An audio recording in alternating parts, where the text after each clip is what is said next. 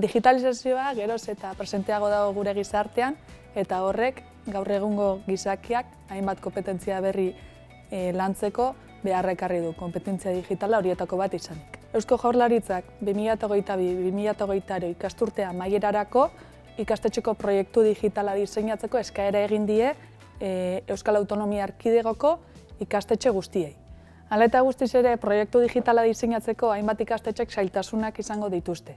Horretarako, UESItik bide laguntza prozesu bat diseinatu dugu ikastetxeei ahalik eta modu esanguratsuenean diseinu hori egiten laguntzeko. Bide laguntza prozesu bat jarri dugu martxan. Kasu honetan, Arizmendi ikastolako almengunean. Bide laguntza hori fase ezberdinetan banatu izan genuen.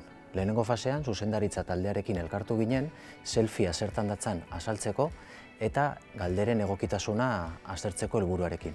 Hirugarren fasean, selfiearen erantzunen datuen analizian oinarritu ginen. Horiekin, ikastetxearen proiektu digitalaren txostenaren lehenengo bertsio bat eraiki genuelarik.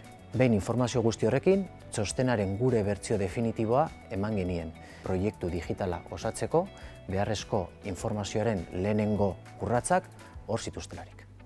Ikastolan bi erronka nagusi identifikatu ditugu. Alde batetik lidergoari dagokizunak eta bestetik formakuntza.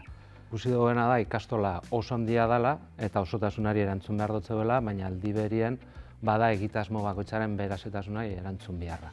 Oso ondo baloratzen du txostenaren ekarpena bi zentzutan azpimarra itxasagolako. Alde batetik, emuzko aukeria ikastetxeko partaide ezberdinen ikuspuntua jasotzeko, ikasle, irakasle zein zuzendaritzarenak, eta gero guzti hori modu bateratu baten ulertzeko indan lana oso interesgarria izan da. Bestetik, almengunea egiten dutzen ekarpen interesgarriak, alde batetik fokua elementu zehatz batzutan kokatzen laguntzen eskula lehen aipatutako ikuspegi ezberdinetatik, eta geure indarguneak zeintzu dien be agerian gelditu da.